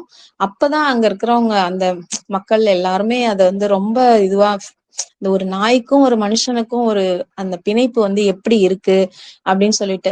அப்போ நான் அப்படியே நம்ம பழசெல்லாம் நினைச்சு பார்க்கும்போது இந்த நாய்க்கும் மனிதனுக்குமான பிணைப்புங்கிறது இன்னைக்கு நேத்துக்கு இல்ல, இது ஆதி காலத்துல இருந்தே இருக்கு இல்லையா? இன்னும் சொல்லப்போனா நம்ம அந்த நாயை நாயகனாக வைத்து ஜாக் லண்டனோட அந்த கானகத்தின் குரல்ல பக்கு அந்த நாய் தான் அது ஹீரோவே. அந்த பக்குங்கிற நாயை வச்சு ஒரு பெரிய நாவலே எழுதியிருப்பாங்க. பரியேறும் பெருமாள் படத்துல பார்த்தா அதுல சிவப்பி அப்படின்றவர அந்த கன்னி நாய். இந்த மாதிரி இந்த நாய்களோட தொடர்பு வந்து நிறைய இருந்துகிட்டே இருக்கு. நிறைய பேர் அதை ரசிக்கிறாங்க, ரொம்ப செல்லமா வச்சு வளர்க்குறாங்க. ஆனாலும் சிலருக்கு வந்து அந்த நாய்கள் வந்து அவ்வளோக்கா பிடிக்கிறது இல்ல, பூனைகள் அவ்வளோக்கா பிடிக்கிறது இல்ல அப்படிலாம் சொல்லி இருந்தாலும் ஏதோ ஒரு கட்டத்துல அந்த தலைப்புக்கு நெருக்கமா அந்த நேசன் அப்படிங்கிறதுக்கு பொருத்தமா என்ன சூழல் அமையுது அப்படிங்கறதான் இந்த கதை. இப்படிதான் இந்த தொகுப்புல ஒரு 9 சிறுகதைகள் தான். எனக்கு இந்த 9 சிறுகதைகள் வந்து இவரு பர்பஸா அது 9 கதைகள் தான் வைக்கணும் அப்படிங்கிற மாதிரி வச்சாங்களா என்னன்னு எனக்கு தெரியல. ஆனா நான் என்ன நினைச்சேன் அப்படின்னா, நவரத்தினங்கள் அப்படின்னு தான் இத சொல்லணும் அப்படிங்கிற மாதிரிதான் இருந்துச்சு. நவரத்தினங்கள் அப்படிங்கும்போது ஒன்னொன்னும் அதுக்கு ஒரு குணம் இருக்கும் இல்லையா? அது அப்படியே தனித்தனியா அதோட குணத்துல அது மெளிரும் ஒளிரும் அப்படின்னு சொல்லுவாங்கல்ல. அந்த மாதிரிதான் இதுல இந்த 9 சிறுகதைகளுமே அப்படி தனித்தனியா ஒவ்வொரு கதையும் அதுக்கான அந்த கதாபாத்திரங்களோட அதற்கான களத்தோட அவ்வளோ ஒரு இனிமையா, இயல்பா, துயரமா எல்லாத்தையும் அப்படி கலந்து ஒரு சூப்பரான ஒரு தொகுப்பாவே இருக்குது. இந்த ஆக்சுவலா நான் ஃபர்ஸ்ட் இந்த புத்தகத்தை நான் ஏதோ ஒரு புத்தக திருவிழால தான் பார்த்தேன். ஆனா யாரோ ஒரு புது எழுத்தாளர் அந்த அந்த அட்டைப்படம் வந்து இப்ப நான் வச்சிருக்கிற அட்டைப்படம் வந்து ஒரு தாயோட தோல்ல ஒரு குழந்தை இருக்கிற மாதிரி. ஆனா ஃபர்ஸ்ட் வந்தது பாத்தீங்கன்னா ஒரு லேடி வந்து உட்கார்ந்து இருப்பாங்க, பக்கத்துல 2 பசங்க இருக்கிற மாதிரி. இது மாதிரி நிறைய தொகுப்புகள் வந்திருக்கும் இல்லையா? நிறைய எழுத்தாளர்கள் இப்படிலாம் எழுதுறாங்க. அப்படி அந்த மாதிரிதான் நான் அதை கடந்து போனேன். அப்புறம் Facebookல எல்லாம் சில ரிவ்யூஸ் எல்லாம் படிச்ச பிறகு, அடடா அப்ப நம்ம தான் மிஸ் பண்ணிட்டோம் போல இருக்கு அப்படின்ட்டு எனக்கு கொஞ்சம் அது வருத்தமாவே இருந்துச்சு. அப்புறம் நாங்க ஊருக்கு போகும்போது நெல்லை புத்தக திருவிழால, அங்க திருநெல்வேலியில புத்தக திருவிழால பார்த்த உடனே வாங்கிட்டேன். சரி ஓகே, இதுக்கு மேலேயும் நம்ம இதை மிஸ் பண்ணக்கூடாது, என்னதான் இருக்குன்னு படிக்கலாமே அப்படின்னு சொல்லிட்டுதான் நான் படிக்க ஆரம்பிச்சேன். அப்புறம் அது வாங்கினோம், பேக்ல இருந்தது. திடீர்னு ஒரு நாள் தான் ஃபேஸ்புக்ல வந்து பார்க்கும்போது இந்த ஜானகிராமன் சாரோட, ஒரு ஜானகிராமன் இருக்கார் இல்லையா, அவருடைய அந்த அம்மா வந்தாள் அந்த நாவல் பத்தி ஆஹ் நம்ம செந்தில் சார் எழுதியிருந்த ஒரு கட்டுரை, நிரம்பி ததும்பும் அழுக அப்படின்னு சொல்லிட்டு. அந்த கட்டுரை நான் படிச்ச உடனே நான் போயிட்டு அவங்களுக்கு மெசேஜ் பண்றேன், சார் இந்த மழைக்கண் தொகுப்பை எழுதின செந்தில் ஜெகநாதன் நீங்க தானா அப்படின்னு சொல்லி கேட்டேன். ஆமா நான் தான் அப்படின்னு சார் சொன்னாங்க. அதுக்கப்புறமா இந்த தொகுப்பை நான் வந்து வேகமா படிக்க ஆரம்பிச்சேன். ஏன்னா அந்த கட்டுரையே அவ்வளவு அழகா அவங்க எழுதியிருந்தாங்க. அப்படி ஒரு சிறப்பா அப்படியே அந்த ஜானகிராமன் எழுதுறது ஒரு அழகுனா, அந்த கட்டுரை இது வந்து அந்த நாவல் பத்தி ஒரு கட்டுரை எழுதுறதுங்கிறது வந்து ஒரு கூடுதல் அழகா இருந்துச்சு. அது ரொம்ப ஒரு ரொம்ப சிறப்பா இருந்தது. அப்போ ஒரு நல்ல புத்தகம் எப்படியாச்சும் நம்ம கிட்ட வந்து சேர்ந்துரும் அப்படிங்கறதுதான் நான் இத நினைச்சேன். அந்த மாதிரிதான் அது ஒரு ஒரு அருமையான ஒரு தொகுப்பு. கண்டிப்பா எல்லாருமே படிக்கணும். நம்ம ஊரை சுற்றி நம்ம கூடவே இருக்கக்கூடிய நம்மளுடைய பெண்களின் அந்த உலகம் எப்படி இருக்குங்கிறதெல்லாம் நம்ம புரிஞ்சுக்கிறதுக்கு இதுவும் ஒரு வாசலாக, இதுவும் ஒரு வழியாக இருக்கும் அப்படின்னு சொல்லிட்டு இந்த இந்த புத்தகத்துல கதையா எல்லாமே நல்லா இருக்கும். ஒரு சில வரிகள் வந்து அதை நிச்சயமா நம்ம சாதாரணமா கடந்து போகவே முடியாதுங்கிற மாதிரி அப்படி ரொம்ப மனதை தொட்ட வரிகளா. ஃபர்ஸ்ட் கதையில அப்பாவை பற்றிய கசப்பெல்லாம் மறந்து அவரிடம் வெறுக்கவே முடியாத ஒரு தோற்றம் வந்திருப்பதை உணர்ந்தேன். ரொம்ப ஒரு நல்லா இருந்தது அந்த இது. அது ரொம்ப நமக்கு தோணும் இல்லையா, ஒரு குறிப்பிட்ட வயசுல அப்பாவைதான் நமக்கு பெரிய எதிரியா நம்ம நினைப்போம். என்ன எப்ப பார்த்தாலும் கண்டிச்சுக்கிட்டே இருக்கிறாரு, இதை சொல்லிட்டே இருக்கிறாரு. எல்லாருக்குமே அப்பா வந்து ஒரு கட்டத்துல ஒரு வில்லன் மாதிரி இருக்கும். ஆனா ஒரு கட்டத்துல அவர் எவ்வளோ ஒரு அந்த குழந்தை மனசுக்காரர் அப்படிங்கிறது என்னுடைய பர்சனல் லைஃப்லயும் நான் அதை ரொம்பவே உணர்ந்திருக்கிறேன். எங்க சின்ன வயசுல இருந்தே அப்பா அடிச்சிருவாரு, அப்பா திட்டிருவாரு, அப்பாவுக்கு தெரிஞ்சா அவ்வளவுதான் அப்படின்னு நம்ம கூட இருக்க நம்ம அம்மா, சித்தி, அம்மாச்சி எல்லாம் சொல்லும் போது அப்பா வந்து ஏதோ ஒரு பெரிய ஒரு பிம்பமா நம்ம மனசுக்குள்ள இருக்கிறாங்க. அதனாலவே நம்ம அவரை தொட்டு பேசுறதுக்கோ, ஒரு கட்டி அணைக்கிறதுக்கோ, ஒரு தோளோட தோள் சேர்க்கறதுக்கோ எந்த ஒரு குடுப்பினையும் இல்லாம, கல்யாணமும் ஆகி கல்யாணம் ஆன பிறகு அவரு நம்ம வீட்டுக்கு வந்து இருக்கும்போதுதான் அவருடைய அந்த இன்னொரு முகம், அந்த குழந்தைத்தனமான முகம், நான் செய்யற சின்ன சின்ன அந்த ஒரு ஏதோ முக்கான்னு நம்ம செய்யற அந்த சமையல கூட அவர் பாராட்டுற. அப்பதான் இவ்வளோ நல்ல அப்பாவா, நம்ம இவ்வளோ நாள் நம்ம இவரை ஒரு கண்டிப்பான அப்பானே நினைச்சிட்டோமே அப்படிலாம் சொல்லி ரொம்ப அது அது ஏங்கின அந்த காலத்தை வந்து சொல்லவே முடியாது. அப்படி ஒரு துயரமா இருந்தது. அப்ப அதுதான் அந்த அப்பாவை பத்தின நினைவுகள் இந்த வரி படிக்கும்போது மனசுல வந்து அப்படி ஒரு ஆழமா நின்னுடுச்சு. ரெண்டாவது அந்த நித்தியமானவன் கதையில பிறந்த நாளை நினைவில் வைத்துக் கொள்ளும் அளவிற்கு காலம் ஒன்றும் நட்புடன் இல்லை என்னிடம். நீர்க்குமிழியாய் எழுதப்படும் பிரம்மாண்ட கோட்டைகள் அசாதாரண நம்பிக்கையை அடித்தளமாக கொண்டு உருவாகின்றன.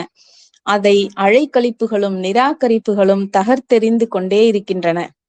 காத்திருப்பின் பெருவெளியில் நம்பிக்கை என்னும் காற்று இன்றி எத்தனை காலம்தான் மூச்சடைத்து நிற்பது? நடிகனால் மட்டும்தானே செத்து பார்த்து விடவும் முடிகிறது. உயிரை உடலுக்குள் மட்டும் வைத்திருப்பவனுக்கு தான் மரணத்திற்கு பிறகு ஒன்றுமில்லை. உயிரை தன் கலைக்குள் வைத்திருப்பவனுக்கு மரணம் என்ற ஒன்றே இல்லைதானே. இந்த விளையாட்டில் தோற்ற பிறகுதான் கையில் கொண்டு வந்த பணம் மருந்து வாங்கவும், நிலத்துக்கு உரம் வாங்கவும், பள்ளி கட்டணம் கட்டவும் எடுத்து வரப்பட்டது என்பது நினைவில் எழும். அப்போதுதான் அவர்களுக்கு மூளை என்ற உறுப்பே விழிப்புக்கு வரும். இது வந்து அந்த எவ்வம் கதையில அந்த லங்கர் கட்டை உருட்டுவாங்க இல்லையா, அப்போ காசெல்லாம் தோத்துட்டு அந்த திரவியத்திட்ட கெஞ்சுவாங்க, ஐயோ நான் ஊருக்கு போறதுக்கு காசு வேணும், எனக்கு இதுக்கு காசு வேணும்னு கேட்கும்போது அப்போ அந்த இடத்துல வரக்கூடிய இந்த வரிகள். அதே மாதிரி என்ன பேச வேண்டும் என்பதெல்லாம் நினைவில் இருக்கிறது. அவை வார்த்தையாக உருப்பெறாமல் கருவிலே கரைந்த குழந்தை என உள்ளுக்குள் கரைந்து கொண்டிருந்ததை நன்றாகவே உணர்ந்தேன்.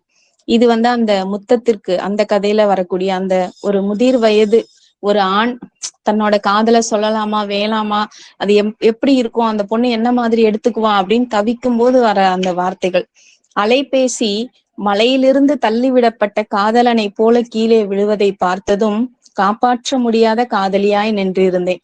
அந்த போன் வரும்போது டக்குனு அது கீழே விழுந்துருச்சு, அது எடுக்க முடியல.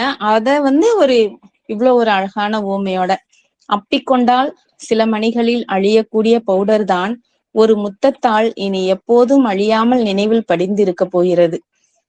மண்ணை முட்டிக்கொண்டு விதைகள் எல்லாம் முளைத்திருந்ததை பார்த்த போதே பிரசவ வார்டுக்குள் பார்வையிட வந்தவளை போல அகமகிழ்ந்து இருந்தாள் அம்மா. அந்த பருத்தி விதை முளைச்சு, சாணிப்பால ஊற வச்ச பருத்தி விதை முளைச்சு அந்த துளிர் வரும்போது அதை பாக்குற அம்மாவுக்கு இப்படிதான் இருக்கும் அப்படின்னு சொல்லிட்டு, தேங்க்ஸ் என கடுகுக்குள் கடலை புகுத்தியது போல ஒற்றை மொட்டு வார்த்தையை உதிர்த்து விட்டு சென்றாள். கடுகுக்குள் கடலை புகுத்தியது அந்த எப்போனா அந்த அனிதா நந்தன் கிட்ட சொல்லும் போது தேங்க்ஸ் அப்படின்னு சொல்றது. தலை வீழ்ந்த பின் குடும்பம் நொடித்து போனது. பத்தாயத்தில் இருந்ததெல்லாம் உணவானது போய் பத்தாயத்தையே விற்று உணவு சமைக்கும் நிலை வந்தது. இது அந்த நெருநல் உளனொருத்தி கதையில ராமஜெயம் இறந்த பிறகு அந்த வீட்டோட அந்த வறுமையை சொல்றதுக்காக வந்த வரிகள் இது.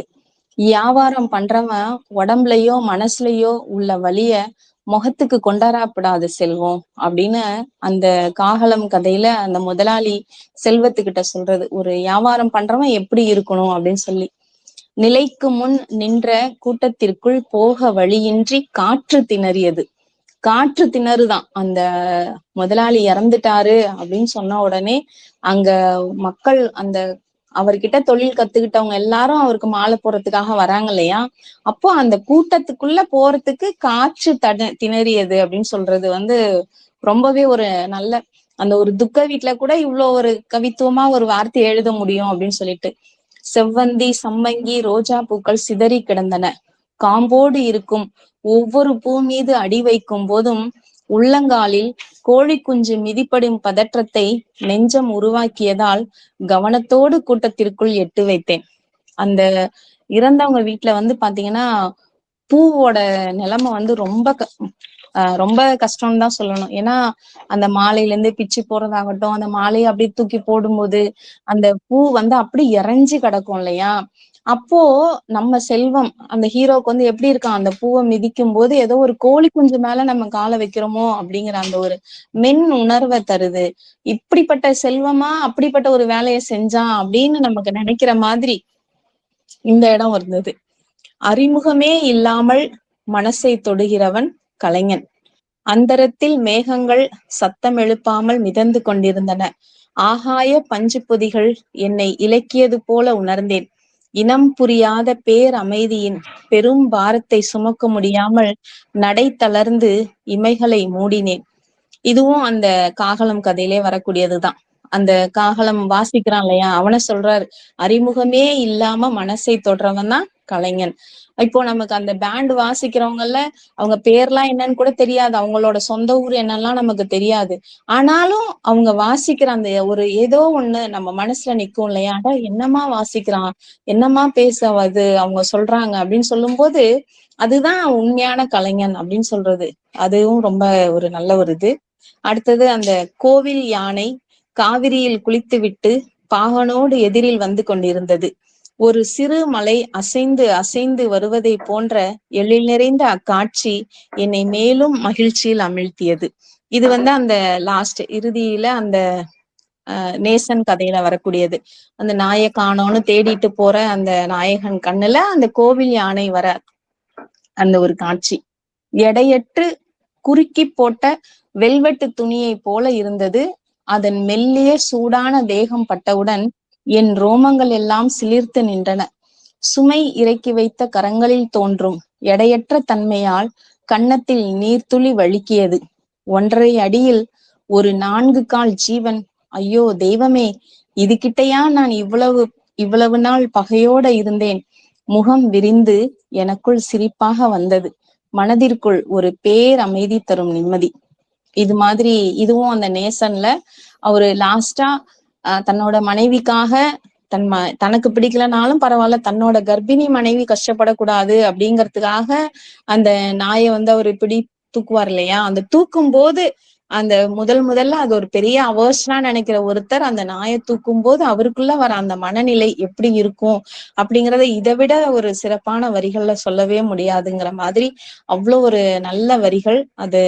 இது மாதிரியான நிறைய வரிகள் அங்கங்க இருந்தாலும் ரொம்ப மனசை தொட்ட வரிகளை நான் உங்ககிட்ட இப்ப ஷேர் பண்ணியிருக்கேன்.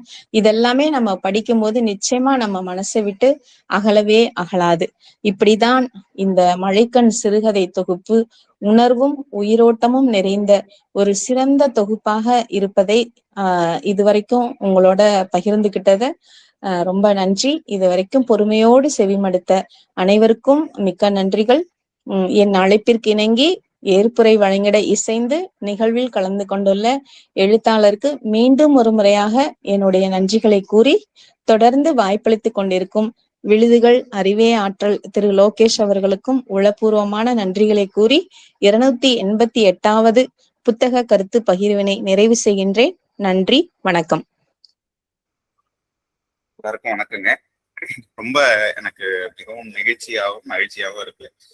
கதைகளை இவ்வளவு விரிவா பேசினது, கதையை பத்தி இவ்வளவு விரிவான உங்களுடைய பார்வையை முன் வச்சது எனக்கு ரொம்ப மகிழ்ச்சியா இருக்கு. என்ன சொல்றது, எனக்கு வந்து ஒரு விஷயம்தான் திரும்ப திரும்ப தோணிக்கிட்டே இருக்கு. அதாவது இலக்கியம்ங்கிறது வந்து தொடர்ச்சியாக மனிதனை பற்றி ஆராயக்கூடிய ஒன்று. அதற்காக செலவழிக்கும் கணங்கள் வந்து ஒருபோதும் வீணாவதில்லை. தன் வாழ்நாள் முழுவதும் அதை செய்துவிட்டே இருக்கலாம் அப்படின்னு ஃபியோதர் தஸ்தாவ்ஸ்கியோட ஒரு வார்த்தை இருக்குது. அதுதான் திரும்ப திரும்ப எனக்கு தோணுச்சு. இப்ப இவங்க கதைகளை நீங்க காகலம் கதையவோ மழைக்கண் கதையவோ ரீகலெக்ட் பண்ணி சொல்லும் போது நான் இந்த கதையை எழுதின மனநிலையவும் இந்த கதைகளின் மூலமாக என்னிடம் பேசிய மனிதர்கள், இந்த கதையை கொடுத்த அனுபவங்களை என்னிடம் பகிர்ந்த மனிதர்கள் என எல்லாரை பற்றியும் ஒரு சித்திரம் ரொம்ப மனசுக்குள்ள தோணிக்கிட்டே இருந்தது. அந்த வகையில வந்து இன்னைக்கு வந்து ஒரு முற்றிலும் புதிய, எனக்கு இதுவரைக்கும் நான் நேர்ல பார்க்காத முற்றிலும் புதிய அறிமுகம் இல்லாத மனிதர்களிடமும் இந்த கதைகள் போய் சேர்ந்திருக்கிற விதம் வந்து இன்னுமே கூடுதல் மகிழ்ச்சியை தருது. அது குறித்து நீங்கள் பேசியதும், அது குறித்து உங்கள் எல்லோரிடம் நான் அதாவது நீங்க உரையாடி கேட்கறதும் எனக்கு வந்து மிக மகிழ்ச்சியாக இருக்கு. ஒரு நல்ல கதைங்கிறது எப்பவுமே இந்த பிரபஞ்சத்தில் உள்ள எந்த ஒரு மனிதரையும் மொழி தாண்டி, இனம் தாண்டி, மதம் தாண்டி, பால் வேதம் தாண்டி அவங்க மனசுக்குள்ள ஒரு எமோஷனாக ஒரு கனெக்ஷனை ஏற்படுத்தக்கூடிய ஒரு கதை வந்து நிச்சயமா ஒரு நல்ல கதை அப்படின்னு நான் சொல்றேன். அந்த எமோஷன் வந்து அடிப்படையா ஒரு ஹியூமன் தான் அனுபவிச்சிருக்கணும்னு கூட அவசியம் இல்லை. ஆனா இப்படி ஒரு துயரம் தனக்கு வந்துருச்சுன்னா என்ன பண்றது, இந்த சூழல் நாம இருந்துட்டோம்னா என்ன பண்றதுன்னு யோசிக்க வச்சுட்டாலே படைப்பு வந்து அந்த மனசுல போய் தங்கிடும். இந்த உணர்வை எப்போ ஒரு படைப்பு ஏற்படுத்தும் அப்படின்னு அதுல இருக்கக்கூடிய அடிப்படையான வாழ்க்கையை பற்றிய கேள்வி, வாழ்க்கைக்கு உண்மையாக இருக்கக்கூடிய தன்மை, இதெல்லாமே சேர்ந்துதான் படைப்பு வந்து தாம் அறியாத மனிதர்களுக்கு நெருக்கமானதாக மாற்றுது. அப்புறம் இன்னொன்னு, எழுத்தாளர் நாஞ்சிலாடன் வந்து என்னுடைய புத்தகத்தை வாசித்துட்டு சொன்னாரு, அப்படி நான் வந்து ஒரு எழுத்தாளரை படிக்கிறேன் அப்படின்னா அந்த எழுத்தாளர் தன்னுடைய வாழ்க்கைக்கு எவ்வளவு விசுவாசமா இருக்காருங்கிறத அவர் கதைகள்ல பார்ப்பேன். கதைகள்ல நீங்க வாழ்க்கைக்கு எவ்வளவு விசுவாசமா இருக்கீங்கிறத என்னால உணர முடிஞ்சது அப்படின்னு சொன்னாரு. எனக்கான பெரிய ரெகக்னேஷனா விருதா நான் அதை தான் பாக்குறேன். ஏன்னா நான் கதை எழுதும் போது நான் எழுதக்கூடிய அந்த வாழ்க்கைக்கு விசுவாசமானதாக இருக்க வேண்டும். அது வந்து ரத்தம் சதையுமான வாழ்க்கையை சொல்லும் பட்சத்தில் மட்டுமே ஒரு மனிதன் மனதை சென்றடைய போகும். அது கதைன்னு மட்டும் இல்ல, எல்லா விதமான கலைப்படைப்புகளுக்கும் பொருள். கலையின் வேலையே வந்து கலைஞன் எங்கேயோ இருக்கலாம், கலைஞனை நம்ம பார்த்துக்கணும்னு கூட அவசியம் இல்லை. கலை மூலமாக ஒரு தொடர்பு, கலை பரிச்சயம் வந்து ஏற்படும். அது எழுத்து, ஓவியம், இசை, நாட்டியம், சிற்பம் அப்படின்னு நம்ம சொல்லிட்டே போலாம். கலைஞனுடைய அடிப்படையான பிரதானமான பணி வந்து முன்னறிமுகம் இல்லாத மனிதனையும் தன்னோடு கைகோர்த்துக் கொள்வது. ஒரு வகையில ஒரு விர்ச்சுவலா இந்த உலகத்தில் இருக்கும் அத்தனை மனிதர்களையும் தழுவக்கூடிய ஒரு விஷயத்தை தான் கலைஞர்கள் தொடர்ந்து செஞ்சுக்கிட்டே இருக்காங்க அப்படின்னு சொல்றாங்க. அதுல அவங்களுக்கு இருக்கக்கூடிய ஒரே இன்டென்ஷன், தங்களுக்குள் இருக்கும் பண்புகளை, தங்களுக்குள் இருக்கும் மனித பண்புகளை, தான் விரும்பக்கூடிய ஒரு உயர்ந்த லட்சியங்களை, தான் எழுப்ப விரும்பக்கூடிய கேள்விகளை, தான் சொல்ல விரும்பக்கூடிய பகிரங்கமான உண்மைகளை தன்னுடைய சக மனிதர்களை, தான் அறியாத மனிதர்களை பகிர்ந்து கொள்ளும் மீடியம் தான் அந்த ஆர்ட். அப்படித்தான் என்னுடைய கதைகள் வந்து. இந்த பண்பு எனக்கு வந்தது வந்து என்னுடைய அம்மாவிடம் வந்து. எங்க அம்மா வந்து ஒரு 5ஆம் வகுப்பே முழுசா படிக்காத ஒரு அம்மா தான். அவங்க மனிதர்களை அணுகிற விதம் வந்து என்னை மிகவும் கவரும். முன்னறிமுகம் இல்லாத யார்கிட்டையாவது பேசுறதுக்கு நாமெல்லாம் பயங்கர ஒரு காலகட்டத்துல இருக்கோம். நல்லவங்களா கெட்டவங்களா, இவங்ககிட்ட பேசினா ஏதாவது பெனிஃபிட் இருக்குமா அப்படின்னு. அப்படி எந்த இதுவுமே இல்லாம நான் சந்திக்கும் எல்லா மனிதர்களிடம் பேசணும்னு நினைக்கிறேன் எங்க அம்மா. அவங்க கிட்ட உண்மையான ஒரு பிரியத்தோடு பேசுவாங்க, வாஞ்சியோடு பேசுவாங்க. அந்த குணம் வந்து அவங்களுக்கு எப்படி வந்துச்சு அப்படின்னு எனக்கு மிகவும் ஆச்சரியமா இருக்கும். அப்படி நம்மளால இருக்க முடியுமா அப்படின்னு கூட நான் நிறைய தடவை யோசிச்சிருக்கேன்.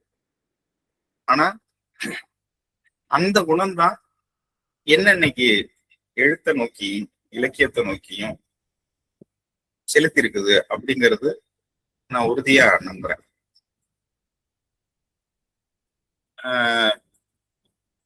ஏன்னா நாம வந்து ஒரு கால்குலேட்டிவ் மென்டாலிட்டி இருக்கக்கூடிய ஒரு காலகட்டத்துல இருக்கிறோம். அந்த கால்குலேட்டிவ் மென்டாலிட்டி வந்து நாம் செய்யக்கூடிய ஒரு விஷயம் வந்து அதுல நமக்கு எவ்வளவு பலனை தரும், எவ்வளவு ஈட்டி தரும் அப்படிங்கிற ஒரு மனநிலையில இருக்கும். ஆனா அப்படிலாம் எதுவுமே இல்லாம நம்மளால மனிதர்களுக்கு பணமோ பொருளோ அல்லது வேற ஏதோ ஒண்ணு கொடுப்பதெல்லாம் விடவும் நல்ல சொற்களை கொடுக்க முடியும் மனுஷங்களுக்கு அப்படிங்கிற பண்பை நான் வந்து எங்க அம்மாட்ட கற்றுக்கிட்டேன். நான் சொற்றுணைன்னு என் பதிப்பகத்துக்கு பேர் வச்சதுக்கு காரணமே வந்து அதுதான். கடவுளே வந்து சொல்லாய் துணை வருவான்னு சொல்றாங்க. அதனாலதான் சொற்றுணை வேதியன்னு பாட்டே இருக்கு. எனக்கு அதுல ஒரு எழுத்தாளன் வந்து தான் அறியாத மனிதர்களிடம் தன்னை வந்து தெரியாத மனிதர்களுக்கு கொடுக்கக்கூடியது வந்து சொல்லுதான். சொல் கொடுக்கக்கூடிய பலத்தையும் நம்பிக்கையும் வசீகரத்தையும் வேற எதுவுமே கொடுக்கவே முடியாது. எனக்கு இந்த இடத்துல எங்க அம்மாவை பத்தி சில விஷயங்களை என்ன சொல்லணும்னு நினைக்கிறேன். எழுத்தாளர் கந்தர்வனுடைய காளிப்புள்ளை அப்படின்னு ஒரு கதை இருக்கு. அந்த கதையில ஒரு வரிகள் வரும். காலையிலிருந்து இரவு வரையிலும் தினசரி ஒரு பூ பூத்துவடி இருப்பது அபூர்வம் என்றால் அவளும் அபூர்வம்தான். வலுவும் வீரியமும் மிக்கவள். நேர்மாறாக பிள்ளை மனசு. யார் அழுதாலும் எதற்கென்று கேட்காமல் தானும் அழுவார். அழுபவளை விட அதிகமாகவும் உண்மையாகவும். இந்த வார்த்தை அப்படியே எங்க அம்மாவை நினைவுபடுத்துற ஒரு டிஸ்கிரிப்ஷன். இது என் கதையோட பண்பா இருக்கு. படிக்கிறவங்க சொல்லும் போது அதை நான் உணர்றது எனக்கு ரொம்ப சந்தோஷமாகவும் நிறைவாகவும் இருக்கும். ஒரு கலைப்படைப்பு அதைத்தான் செய்யணும் அப்படின்னு நான் விரும்புறேன். ஏதோ ஒரு வகையில எங்கேயோ இருக்கிற ஒரு மனித மனதோட உரையாடக்கூடிய, அதன் மாசுகளை ஏதோ கழுவ முற்படுகிற அல்லது அது செய்யக்கூடிய எதிர்மறையான விஷயங்களை கேள்வி கேட்கிற, தன்னைத்தானே சரிப்படுத்திக்க முற்படுகிற இந்த கணங்களை உருவாக்குவதுதான் எழுத்தோட வேலைன்னு நினைக்கிறேன். எல்லாரையும்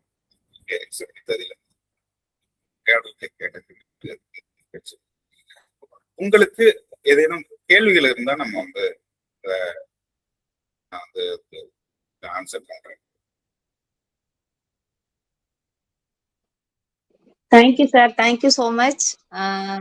நீங்க வந்து நிறைய நீங்க பிஸி ஷெட்யூல்ல இருப்பீங்க. அப்படி இருந்தாலும் நீங்க இந்த நிகழ்வுல வந்து கலந்துட்டு இவ்வளவு நேரம் பேசினது ரொம்ப நன்றி. இதோ ஐயா ஏதோ கேக்குறாங்கன்னு நினைக்கிறேன், பக்தவத்சலம் ஐயா. கேளுங்க ஐயா. வணக்கம் ஐயா. அதாவது ஐயா. தாயை வந்து ஒரு ரோல் மாடலா எடுக்கிற எல்லா பிள்ளைகளுமே ஒரு நல்ல அறிவாளிகளா தான் இருப்பாங்க. அதாவது ஒரு சமூக சிந்தனை இருக்கும் அவங்ககிட்ட. அப்படின்றத நானு முழுமனதா உங்களை சந்திச்சு நீங்க சொல்ற செய்திகளை கேட்கும் பொழுது மிக அருமையா இருக்கு. தாயை வணங்கக்கூடிய, தாயை மதிக்கக்கூடிய பிள்ளைகளா எல்லாரும் இருந்தா இந்த நாடே நல்ல நாடையே அடையும்ன்றது என்னுடைய ஒரு கருத்து. அதாவது தாயை விட ஒரு இதுவே கிடையாது. நமக்கு வந்து தாயை போற்றுதல் தான் ஒரு மனிதனுடைய ஒவ்வொரு பையனும் வந்து தன்னுடைய தாயை போற்றினாலே இந்த நாட்டை வந்து ஒரு சிறந்த நாடா ஆக்க முடியுன்றது என்னுடைய அசைக்க முடியாத இது. அந்த அந்த உணர்வுபூர்வமா நானும் அது உங்களை மாதிரி என்னுடைய தாயை தான் வந்து ஒரு எப்படி அதை சொல்றதே எனக்கு சொல்ல தெரியல. அந்த மாதிரி தாயை வந்து ஒரு மனிதன் வந்து ஒரு ரோல் மாடலா எடுத்துக்கணும். ஒவ்வொரு மனிதனும் தாயை வந்து ரோல் மாடலா எடுத்துக்கணும். ஆனா எனக்கு வந்து தந்தையை நான் ரோல் மாடலா எடுத்துக்கூடாதுன்றது இல்லை. நான் தந்தையும் முகத்தையே பார்க்காதவன். அதனால எனக்கு தாயும் தந்தையும் வந்து என்னுடைய தாய் தான். அதனால தாயை போற்றி நீங்க இன்னும் நிறைய தாயை பற்றி எழுதுங்க. இதுதான் என்னுடைய இது. ரொம்ப அருமையா இருந்தது. அதுலயும் வந்து இந்த கதையை வந்து அமலா மேடம் சொல்லும்பொழுது சில பேர் வந்து அந்த கருத்துரைன்னு படிக்கிறாங்கன்னா அது வந்து அவ்வளோ போய் சேராது. அது இப்போ அமலா மேடம் வந்து அந்த கதையை படிச்சுட்டு சொன்னாங்கன்னா அது ஒரு கதை சொல்லினா வந்து அமலா மேடத்தை பவா செல்ல தொண்டவத்திற்கு அவர் நல்ல கதை சொல்லுவார். அதை நான் கேட்டிருக்கிறேன். அது மாதிரி அமலாவும் அவரை மிஞ்சிடுவாங்க போல இருக்கு. அப்படின்றதுல எனக்கு ரொம்ப சந்தோஷம். ரொம்ப அருமையாக வந்து அமலா மேடம் வந்து இந்த கதையெல்லாம் நல்லா வந்து ஒப்பீட்டு அளவில் அழகாக சொன்னாங்க. ரொம்ப சிறப்பாக இருந்தது. இந்த 1 மணி 20 நிமிஷம் ஆகுது. இந்த நிகழ்ச்சி மிகச்சிறந்த நிகழ்ச்சியாக நான் கருதுகிறேன். வாழ்த்துக்கள் தம்பி. நீங்க எல்லாம் நல்ல பெரிய நிலைக்கு நீங்க எல்லாம் வரணும். மிக்க நன்றிகள் ஐயா. ஆனா எனக்கு இவங்க சொன்னதை பார்த்தா எனக்கு எங்கேயோ படிச்சா மாதிரியே இருக்குங்க சார். படிச்சிருப்பீங்க எங்கேயாவது? ஆமா, நான் லைப்ரரிக்கெல்லாம் போவேன். சரிங்க. புக் எடுத்துட்டு வருவேன். புத்தக காட்சிகளையும் கதை புத்தகங்கள் நிறைய படிப்பேன். கவிதை புத்தகங்கள் நிறைய படிச்சு வாங்கிட்டு வந்துருவேன். அதனால எனக்கு எங்கேயோ படிச்சா மாதிரியே இருக்குது எனக்கு. சந்தோஷம். அருமை ஐயா. அந்த நாய பத்தி ஒரு கதை எழுதிருந்தீங்களா? உண்மையாவே அது வந்து என்னன்னா வாயிலா ஜீவன்கிட்ட கொடுக்கற பாசத்தை விட அவேஷன்னு அவங்க ஒரு வார்த்தை சொன்னாங்கல்ல, அது உண்மைதான். அது அது ஒரு மாதிரி வெறுப்பா நமக்கு அது ஒரு ஐயோ அப்படின்னு கொஞ்சம் இது பண்ணுவோம்ல, கொஞ்சம் அருவருக்கிற மனநிலை சொல்லுவோம்ல, அதுதான் அவர்ஷன். அதான் அருவருப்பா இருக்குப்பா அதெல்லாம் பார்க்கும்போது. ஆனா இத மாரி செல்வராஜன் ஒரு சார், ஒரு எழுத்தாளர் இருக்கிறார் இல்லையா, டைரக்டர், வாழை படத்து டைரக்டர். அவர் வந்து தாமிரபரணியில் கொல்லப்படாதவர்கள் அப்படின்ட்டு ஒரு புக் எழுதினாரு. அதுல பார்த்தா இதே மாதிரியே நாய் வந்து தான் எப்படி கூட்டிட்டு வந்து இங்க வளர்த்து விட்டாங்க, கடைசியில அதுக்கு உடம்பு சரியாம போய் எங்கேயோ கொண்டு போய் விடுறாங்க அப்படிங்கறதெல்லாம் அது பேசுற மாதிரியே சொல்றதெல்லாம் பார்க்கும்போது ஒரு வாயிலா ஜீவனுக்கு வந்து அந்த பாசம், வளர்த்தவங்களை விட்டு பிரியற உணர்வெல்லாம் இருக்கு அப்படிங்கறத உணர முடியுது.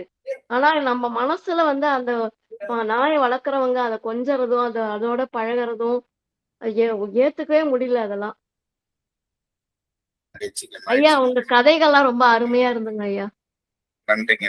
உண்மையாவே சொன்னாங்களே 9 கதைகளும் நவரத்தினங்கள்னு சொன்னாங்களே, அது ரொம்ப நல்லா இருந்தது.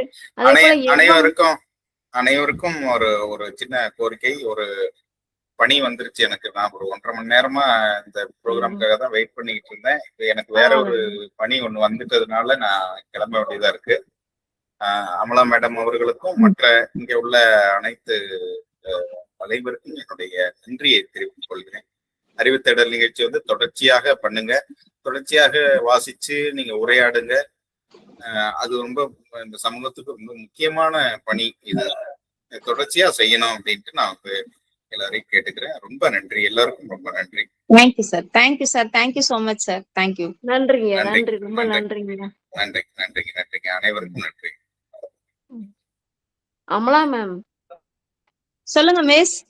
அந்த எவ்வம்ங்கிற சொல்லு வந்து திருக்குறள்லயும் வந்திருக்கு. அப்படிங்களா? ஓகே ஓகே, ஆ, சூப்பர் மிஸ். அப்புறம் வந்து புறநானூறுலயும் இருக்கு. சங்க இலக்கிய நூல்களே எவ்வம்னா வறுமை. இல்ல என்னோட அதுதான் வறுமைய நம்ம ரொம்ப டீப்பா தமிழ் படிக்கல இல்லையா, அதனால எனக்கு ஆ, அந்த ஃபர்ஸ்ட் டைம் எனக்கு இதான் புதுசா இருந்த மாதிரி இருந்தது. எவ்வம் அப்படின்னா அதான் நம்ம கேள்விப்பட்டிருப்போம், ஆனா அது ரொம்ப பேச்சு சூழல்ல நம்ம அதை ஆ, பயன்படுத்தினது இல்லைல்ல. ஆமா, ஆமா. அதுக்கப்புறம் நம்ம கூகுள் பண்ணி தெரிஞ்சிட்டப்போ அது வறுமை, ம். ரொம்ப அதிகப்படியான வறுமை அப்படின்னு தெரிஞ்சுக்கிட்டோம். அதுதான் ஆமா, நாங்க சொன்னேன், குறிப்பிட்டு சொன்னேன், வேற ஒண்ணும் இல்லைங்க ஆமா. மிஸ். நல்லா இருந்தது அந்த வார்த்தைகள். அந்த அதுதான். இல்ல வார்த்தை. உங்க தலைப்பு எல்லாமே பாத்தீங்கன்னா, ரொம்ப அந்த தூய தமிழ் வார்த்தைகள் தான் வச்சிருக்கிறாங்க. அந்த ஆடிஷன் அப்படிங்கிற ஒரு வார்த்தைய தவிர, ஆமா, அத மீதி மட்டும் எல்லா யூஸ் கதை பண்ணேன். தலைப்புகளுமே பாத்தீங்கன்னா, ரொம்ப தமிழ் வார்த்தைகள் தான் ஆமா. வச்சிருக்கிறாங்க. எல்லாமே ரொம்ப எளிய மனிதர்கள். அதனாலதான் இது சரி, கண்டிப்பா இந்த புத்தகத்த பத்தி நம்ம பகிரணும் அப்படின்னு சொல்லிட்டு ம், நான் லோகேஷ் கிட்ட சொல்லியிருந்தேன். ம். அதுக்கப்புறம் இன்னைக்கு அது பண்ணுனோம் மிஸ். நன்றி மிஸ். ரொம்ப நன்றி, நன்றி. நல்லா பண்ணீங்க. வழக்கம் போல அதே அந்த கோவையா பண்ணி மழை சாரல் மாரி நல்லா இருந்தது. Thank you miss. Thank you, thank you so much. ம். லோகேஷ் அம்மா அவர்களுக்கு மிக்க நன்றி. அம்மா அமலா, பிரமாதமா இருந்ததுமா இன்னைக்கு. நல்லா நன்றி, நன்றிங்க ஐயா, நன்றிங்க ஐயா. உங்களுக்கு தான் ஸ்பெஷல் தேங்க்ஸ். நீங்க அங்க பயண கலைப்புலயும் நீங்க வந்து இவ்வளவு ஆர்வமா நீங்க கலந்துட்டீங்க அப்படின்னு சொல்லிட்டு எனக்கு அது ரொம்ப சந்தோஷம். இருக்கட்டும் இருக்கட்டும்மா. அதெல்லாம் எனக்கு வந்து இந்த மாதிரி ஒரு நிகழ்ச்சி இருந்தா அறிவிப்பு, அதாவது அறிவை வந்து வளர்க்குற நிகழ்ச்சியா இருக்கணும். இந்த மற்றதெல்லாம் சும்மா இந்த சினிமா இருக்கு. இந்த மாதிரி வந்து ஒரு சமூக கண்ணோட்டத்தோட இருக்கணும் அது.